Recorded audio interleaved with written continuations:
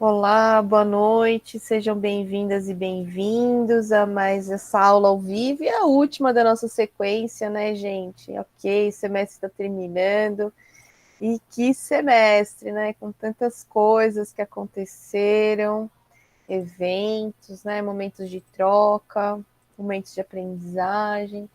E nessa aula ao vivo, a gente tem um pouquinho da revisão dos nossos conteúdos, né? Os nossos conteúdos do e-book. Então é importante a gente ter esse momento. Agradeço a quem está aqui junto comigo, né? A Sandra, a Rose, a Magnólia, que aí a professora não se sente tão só. Vamos lá, então, para essa conversa sobre os nossos conteúdos. Deu uma travadinha aqui, gente. Bom, o nosso e-book fala, né, e traz ali na sua base teórica como a literatura infanto-juvenil ocorre no Brasil e ela adentra, né, os nossos ambientes sociais, né? A literatura infanto-juvenil, ela comete, então tem a discussão do próprio não é Machado de Assis, gente, a professora deu uma pausa, Monteiro Lobato. Do Monteiro Lobato, como o Monteiro Lobato ele faz essa influência, né, dentro da nossa cultura, e como o início da literatura infanto-juvenil, né? Porque nas suas concepções a gente tem que pensar de qual educação era dada às crianças anterior à ascensão da burguesia, né? Que era uma educação para adulto, que eram consideradas, as crianças eram consideradas como mini adultos. E nessa consideração sobre os mini adultos era tido uma concepção, né, que a criança ela aprendia como adulto. E com a entrada, né, essa nova classe social que a gente fala que é a burguesia e que faz parte da hoje o nosso pensar sobre classe média, né? A classe média nada mais é que uma burguesia.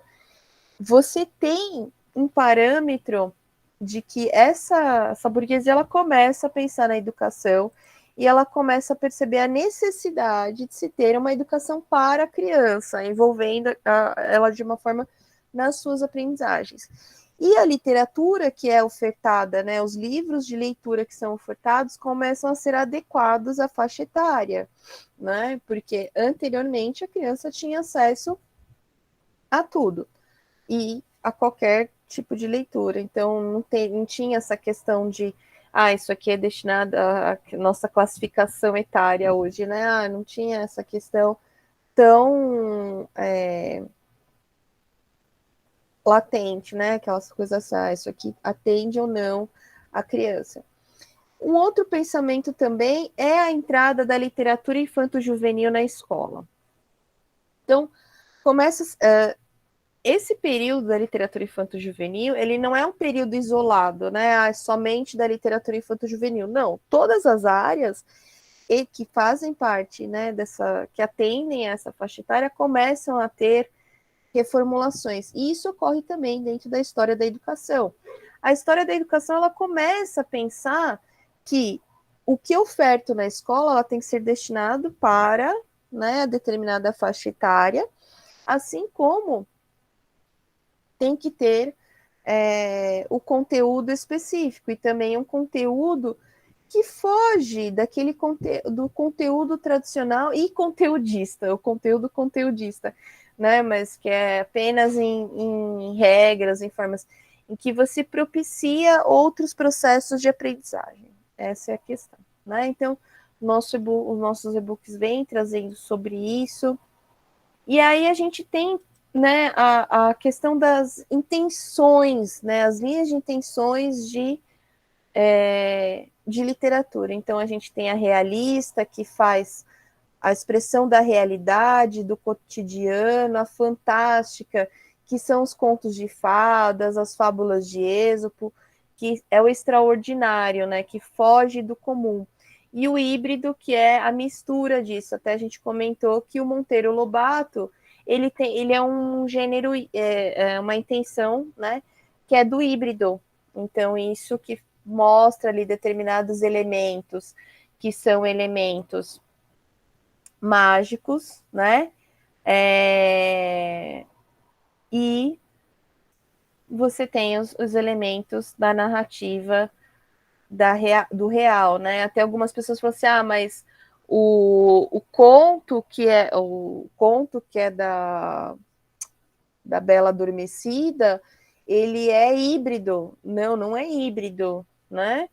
Por quê? Porque é fantástico. Não é porque a pessoa desejou que e a criança nasceu como? Mas o nascer é real.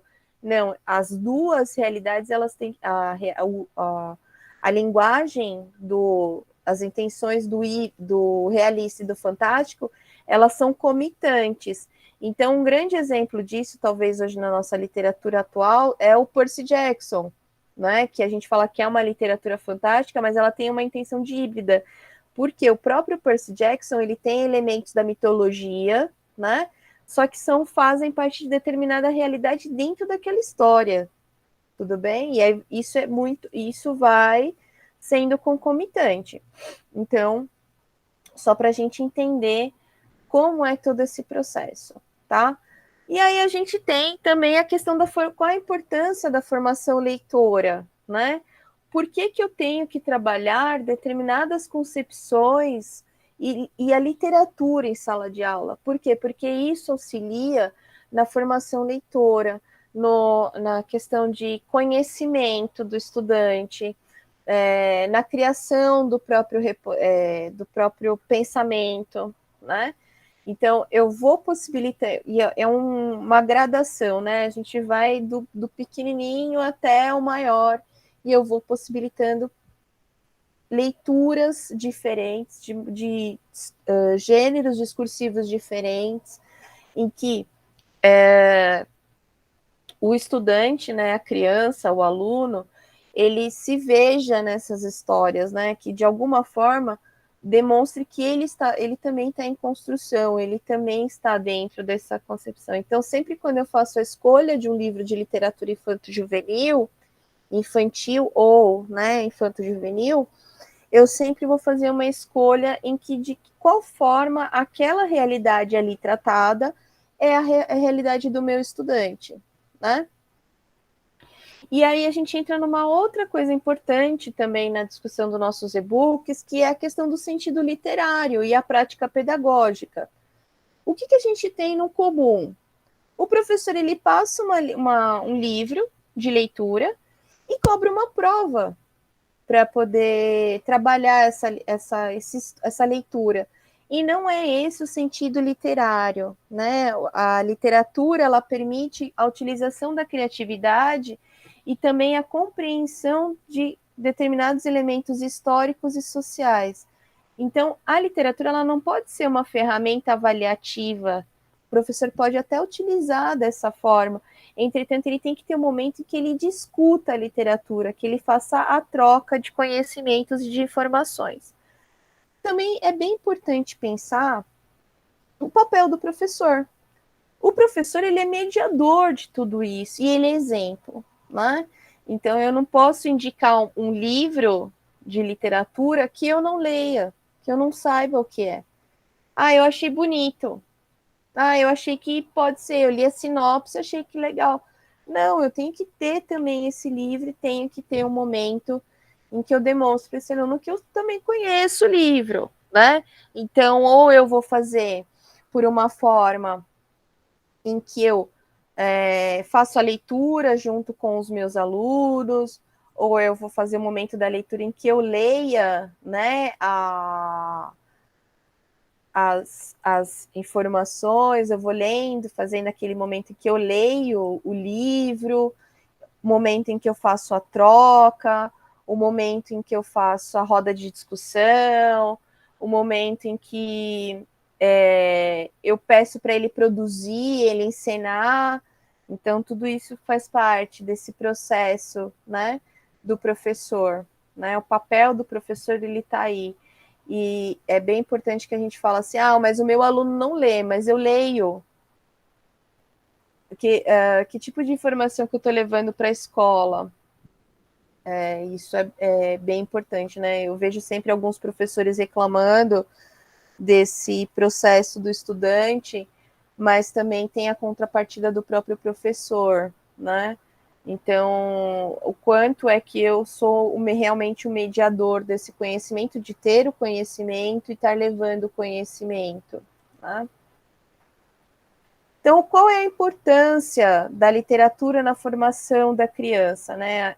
Gente, dúvida, a professora Guinou aqui, né, na conversa aqui. Dúvida, inquietação.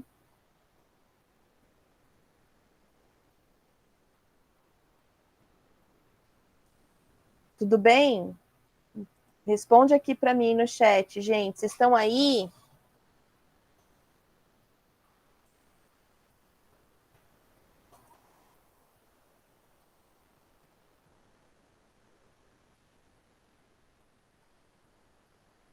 Tudo ok. Tá bom, então. Então vamos lá. Sigamos.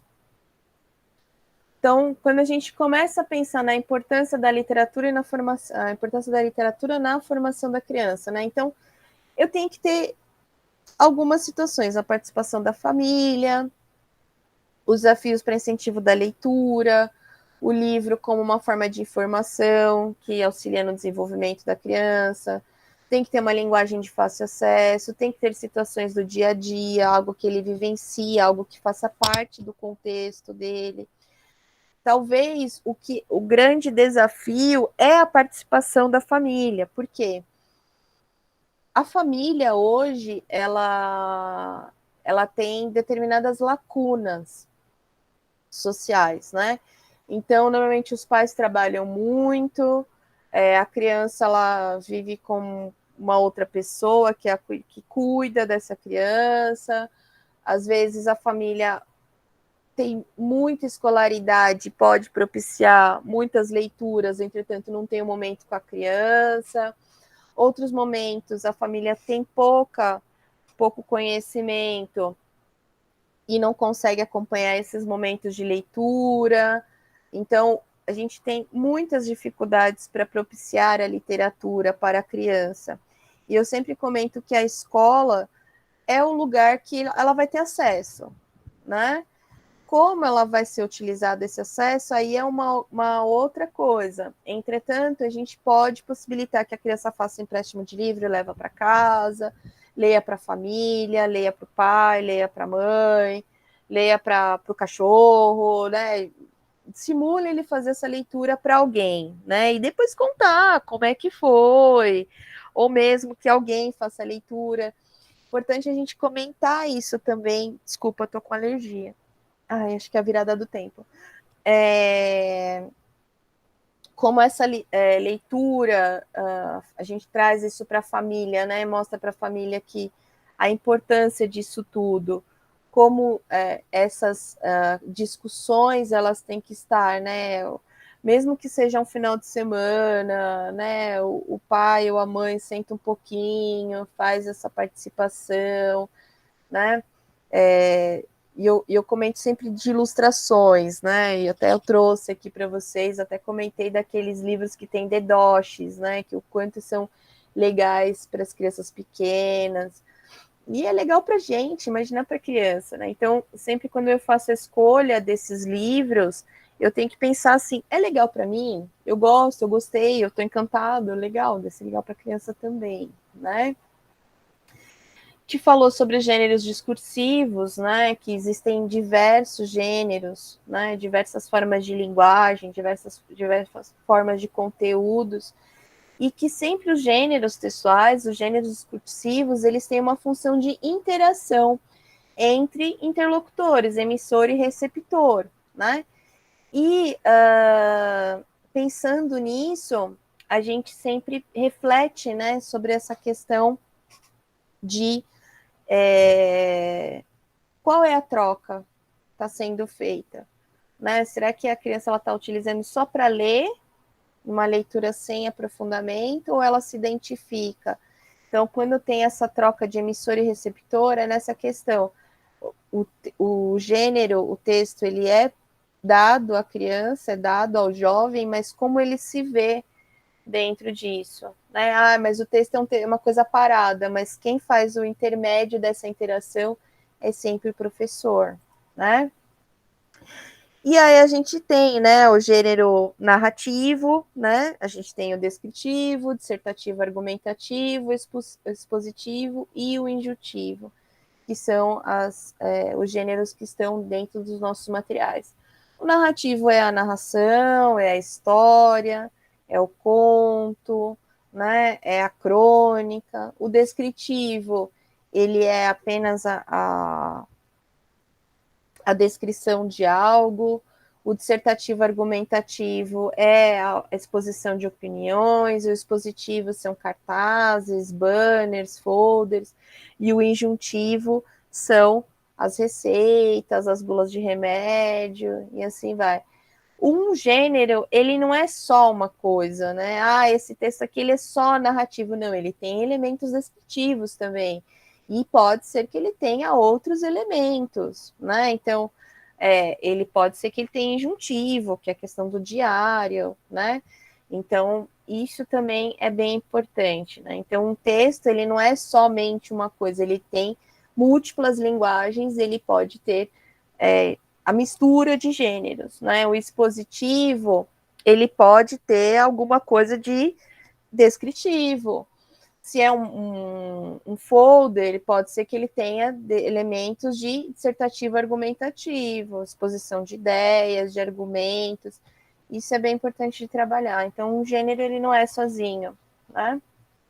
Enfim.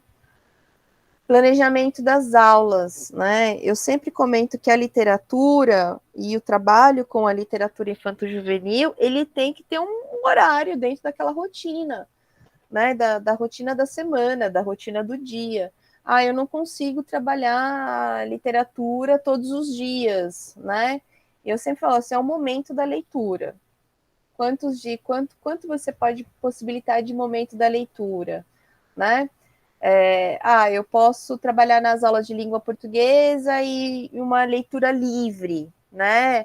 Ou uma leitura em que eu leio. E eu sempre comento que eu escolho alguns dias da semana para fazer esse processo, né? Na segunda-feira, qual é o livro que levo para casa? Na terça-feira, eu lendo para a criança. Na quarta-feira, um momento de leitura em que eles contam o que eles leram.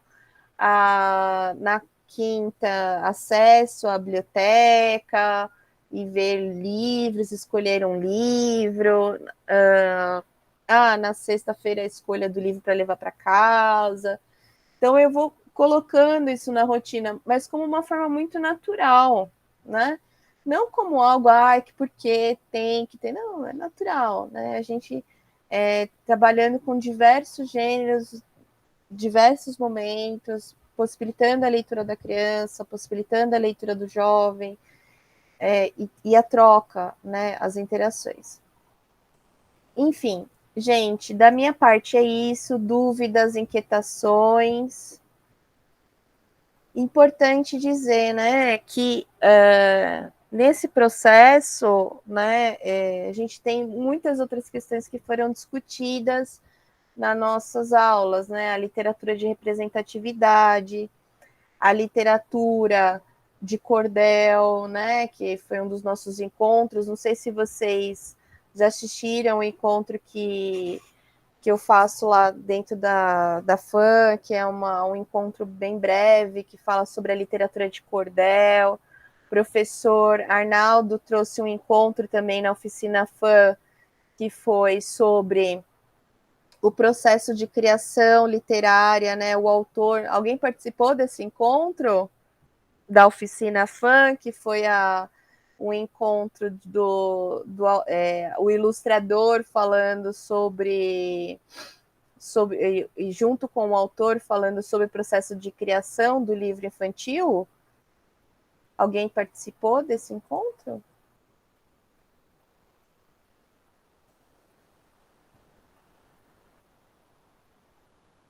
Sim, não? Participou, Rose? O que você achou? Você gostou? Conta aqui pra gente no chat.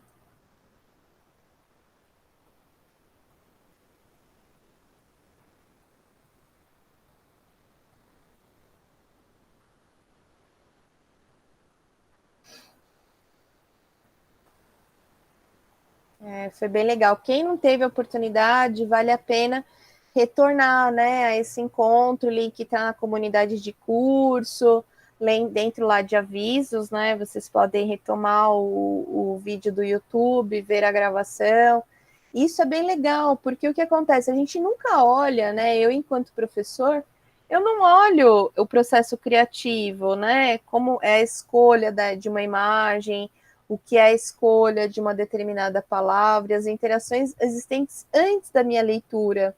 E existe, né? E se existe, é importante da gente observar tudo isso, tá bom? Gente, fica aqui o alerta, né? Sejam atentos à questão da entrega das atividades, né? Atividade 3 e 4, cuidado com os prazos, cuidado com o prazo da O2, a gente não se encontra mais daqui para frente, só em algum evento aí que nós tivermos, né? Acredito que tem mais uma oficina fã aí mais à frente, um cinefã. Enfim, tem alguns encontros ainda, né? Mas é para todo mundo.